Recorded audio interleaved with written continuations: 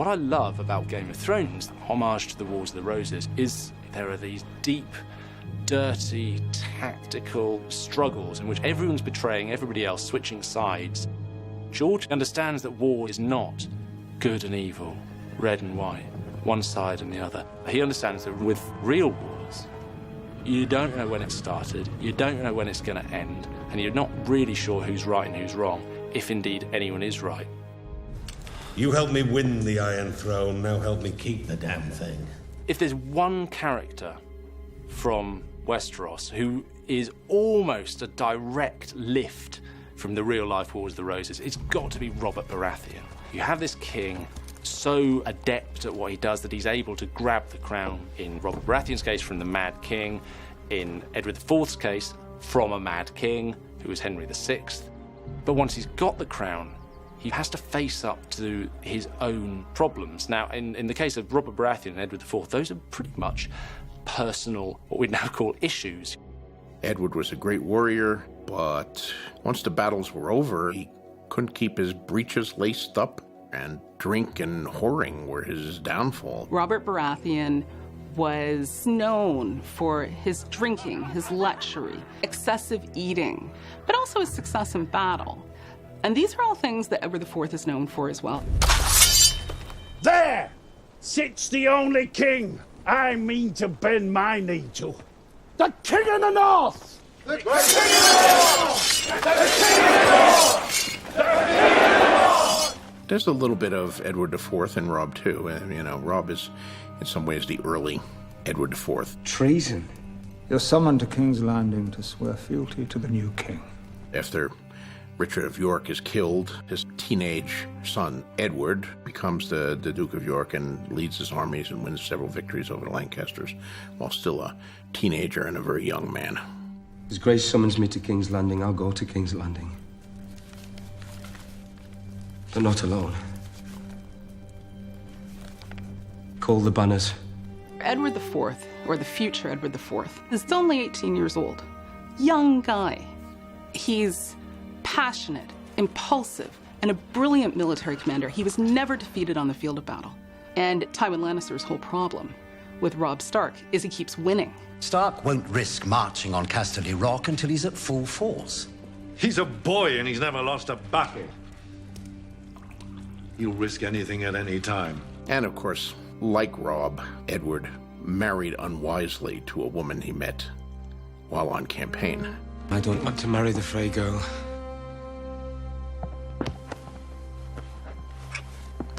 The difference between Robb Stark and Edward IV is Edward IV successfully overthrows Henry VI and becomes king, where Robb Stark gets killed at the Red Wedding. The Red Wedding, man, it's the iconic episode, right? It's almost too crazy to be true, except George has said he was taking his inspiration from real history. George R.R. Martin has taken several different events, specifically drawing from Scottish history, and mixed them up together to create the Red Wedding. Scottish history is an amazing source for all of this because it's one of the most incredibly bloody histories of any country that I've ever studied. He was looking at the Black Dinner of 1440, held at the court of the boy king James II of Scotland. The Black Dinner occurred when the King of Scotland was having a dispute with the Black Douglases. The Lord of Douglas was a young man, 18 or 19 years old, kind of a Robb Stark figure, and he brought his even younger brother with him, and they had a marvelous feast, and everybody was having a great old time. But then when the feast was over, a single drum began to play, just boom, boom, boom.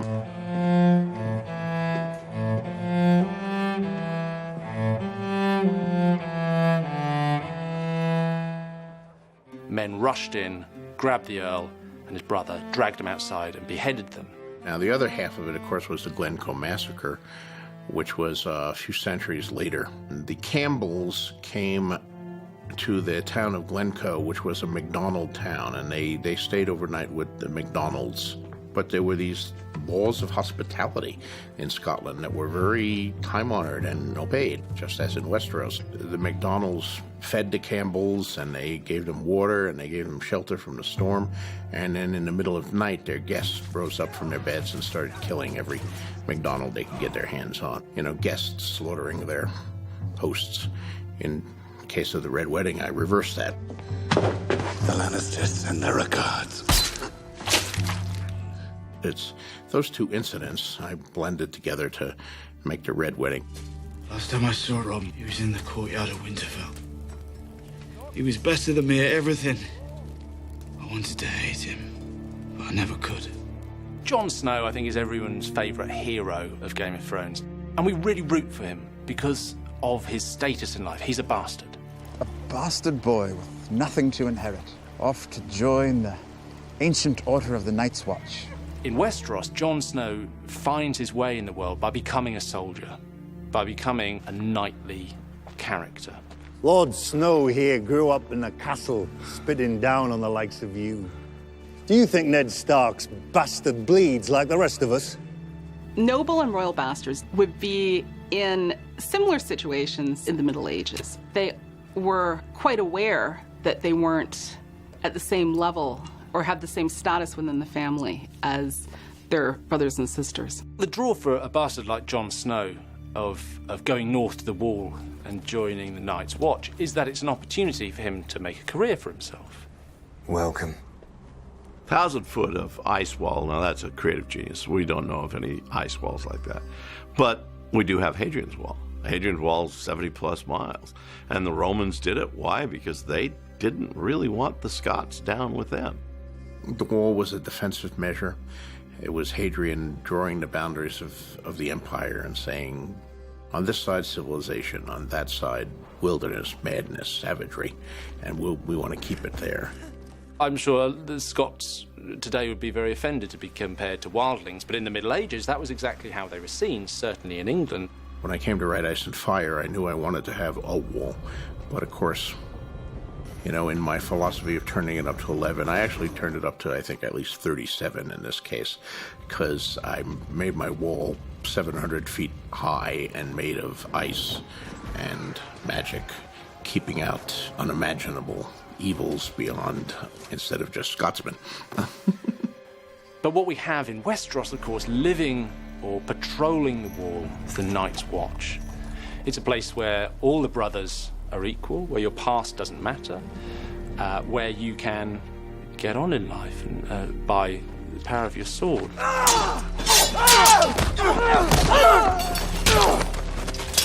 Well, Lord Snow, it appears you're the least useless person here. I think there's certainly an element of that in some of the warrior monks of the Middle Ages. Hear my words and bear witness to my vow. Night gathers, and now my watch begins. A lot of the stuff about the Night's Watch comes from the church militant of the Crusades, the Templars and the Hospitallers. They were sworn to poverty and obedience. They were sworn to chastity.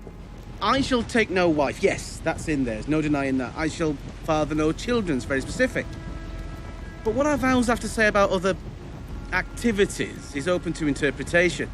But they were also warriors, and there were several different orders, though the one that lasted the longest was a Knights Hospitaller, who initially began in the hospital in Jerusalem. Their great rival was the Templars, who were even more powerful. Knights Templar, what do we know of the Knights Templar? Well, they were sworn to protect Jerusalem, did not have an ice wall around it, but nevertheless they had this duty to defend the Christian lands in the Middle East. So there's, you know, huge history of these military orders of essentially fighting monks. I'm a brother of the Night's Watch. I don't know what I have left to give you. You can give me the North. Even if I wanted to, I'm a bastard. The Snow. Kneel before me. Lay your sword at my feet. Pledge me your service and you'll rise again as Jon Stark, Lord of Winterfell. I think Westeros is set in a feudal society. Ask Jon Snow if this is a feudal world. He's going to tell you, of course it is. He's a bastard, he's born outside it. It's king-led, there are noble houses, the idea of your birthright is potent. The firstborn heir, male heir, is the most important person. So Robb Stark is the most important person in the Stark family. In the very first episode, you see the Stark children lining up to greet Robert Baratheon. Well, they're lined up in order of age and gender. So Robb Stark, who's the oldest boy, is first. Then Sansa is second. Arya is third. But she's late, and Bran is standing in her place, and she shoves him out of the way because she's the one that's supposed to be there. So in that very basic sense, we're talking about an aristocratic world in which your birth is, in a sense, your destiny. Yes, Westeros is a feudal system, although it's a feudal system, of course, complicated by White Walkers and dragons. I did not go full feudal, but I have a quasi-feudal system where there are landed knights and lords who have castles who swear fealty to the king. So there's this network of obligations. You have lower lords, like Eddard Stark's vassals in the north. All those high lords, they all thought they were better than me. Ned Stark, Hoster Tully. People like Roose Bolton, who kind of chafe a little that they have to bend the knee. No more Starks to bow and scrape to. Must have been torture following that stupid boy all over the country. He ignored my advice at every turn. That relationship of having to serve a lord, an overlord, militarily, as well as support them in other matters, was very common in the Middle Ages. I need you, Ned. I have a son, you have a daughter. We'll join our houses. Marriage in Westeros is, to some extent, based on marriage in the real Middle Ages, or even in certain ancient cultures. Marriage was a form of political alliance. It was a way to bind two families together. So medieval nobles would consider their marriages the way a corporate CEO might consider a merger. The young wolf has lost half his army, his days are numbered. Theon Greyjoy murdered both his brothers. That makes Sansa Stark the heir to Winterfell. You will wed her, bed her, and put a child in her. Tyrion will do as he's bid. As will you. What do you mean? You'll marry Sir Loras. I will not. The boy is heir to High Garden. Tyrion will secure the north, you will secure the Reach. No, I won't do it. Yes, you will. Individuals are, in a large part, defined and often struggling against what they've been born into. I can't marry him. You can't make me. He is a traitor, a murderer. You're not marrying Roose Bolton. No, you'll be marrying his son and heir, Ramsay. I will starve myself. I will die before I have to go there. I won't force you to do anything. When you look at the Wars of the Roses, there's one character, Elizabeth of York, who's sort of traded a little bit in exactly the same way that Sansa Stark is. So Elizabeth of York basically became a political pawn between different families all circling the real English crown. Please let me go home. I won't do any treason, I swear. Mother says I'm still to marry you, so you'll stay here and obey. Sansa may be based on a specific character, but she may also just be an amalgamation of every single daughter of every single king, of every single kingdom in the entire Middle Ages from the beginning to the end. Daughters were used as bargaining chips. I know how to play a man like Drogo. I give him a queen, and he gives me an army. I don't want to be his queen. I want to go home. We go home with an army, with Khal Drogo's army. What are the historical influences on the Dothraki? Well, I think you can see a lot of the Mongols in the Dothraki, in the 13th century when Genghis Khan and his successors were burning everywhere from Beijing to Baghdad. They also have a lot of the Huns in them, who were a similar nomadic horse people who came out of Asia 1,000 years earlier. The Huns, like the Dothraki, spent all their time on horseback. They slept on horseback, they made love on horseback, they negotiated diplomatic treaties on horseback. Where's he going? The ceremony is over. But he didn't say anything. Did he like her? Trust me, Your Grace. If he didn't like her, we'd know. I think he's hit the nomadic warrior perfectly. Whether it's a Mongol or a Hun or any of those guys that come off the Central Steppes, they move as communities. Everybody is tied to the way of life. Women are every bit as wild as the men are. But I think there's also quite a bit of Native American culture that's feeding into the Dothraki. what we know of, let's say, the Comanche tribe is, and it's a very well-groomed culture. There was a great pride in the warrior's appearance. We know that the Dothraki grow their hair and their braids until they're defeated in battle and then cut them off. And I think this real concern with the physical projection of the warrior spirit, there's a little bit of Native American there. But I took some elements that were purely fantasy to try to create something that was grounded in reality, but was not necessarily just a Xerox of reality. She truly is a queen today. Daenerys Targaryen, what an amazing character out there over the water, and we're just waiting for her to arrive, right, with these dragons above her. Dany is perhaps the most intriguing character to try to match up historically. Joan of Arc, of course, is one that you want to compare Dany to. The problem, of course, is she gets burned, and she doesn't come out of the flames with dragons. Dany, of course, does.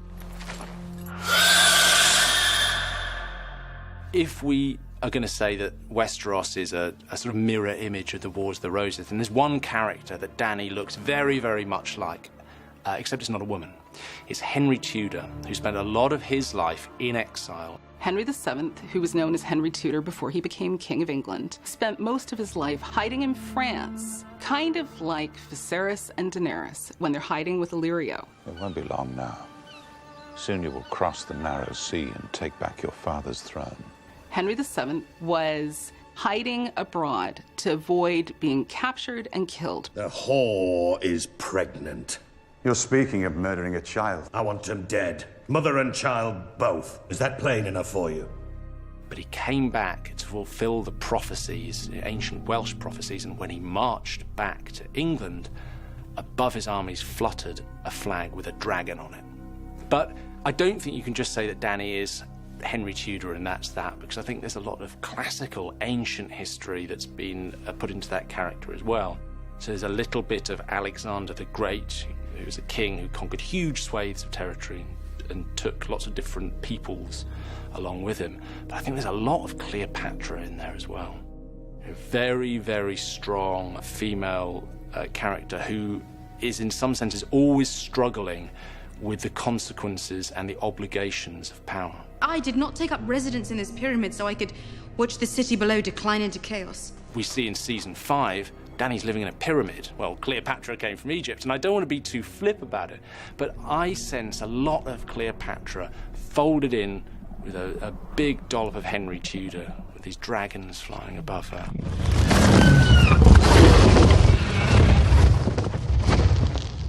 A big part of Dany's story is her journey around Slavers Bay and her kind of puzzling out her relationship with the slaves whom she gathers into her army. Some say the Unsullied are the greatest soldiers in the world. The greatest slave soldiers in the world. Slave soldiers, they go way back.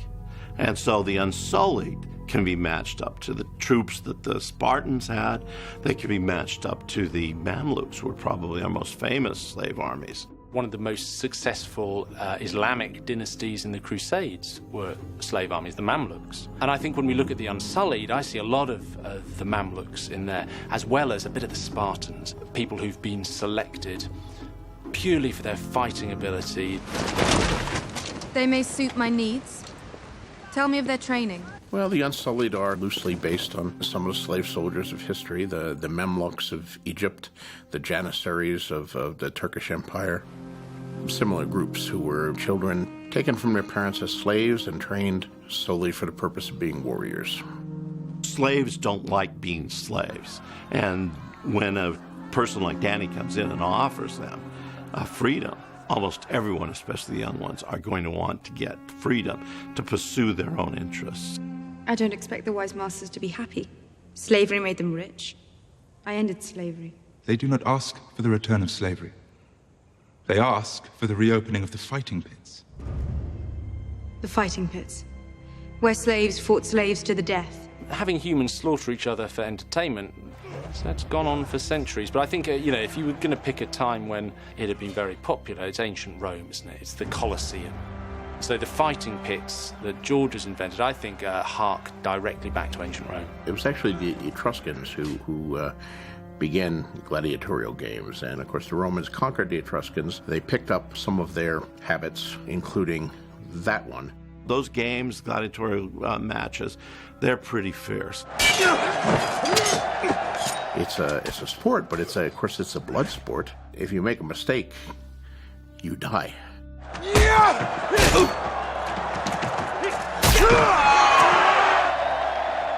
Slaves are given a possible promise they're going to get freedom. As far as we know, very few do.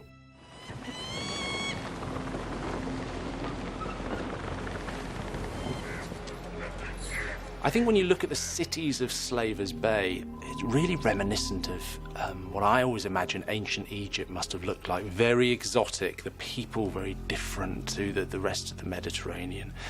This really huge monumental architecture that just looms over everyone who approaches it. There's so much of Cleopatra and North Africa in the ancient world, all in that little area of Slavers Bay. It's a really great counterpoint to the rest of Westeros. I think you could look at the Wars of the Roses and try and work out where George is going. I think you could do that. I think you'd also run the risk of going insane. Everything in the world is grist for the mill, be it, real life or contemporary events or history. I mean, it's all stuff that you can take and rework and make into stories. Whatever happens in the end in Westeros, maybe it will map the Wars of the Roses. Maybe we'll be sitting there going, oh, this was exactly what happened. Or maybe it'll just be whatever George wants it to be. It occurred to me that if I tweaked it just a little and I added some fantasy elements and changed the characters, then now you have all the appeal of the Wars of the Roses, but you also have unpredictability. You don't know who's going to win. You don't know who's going to die.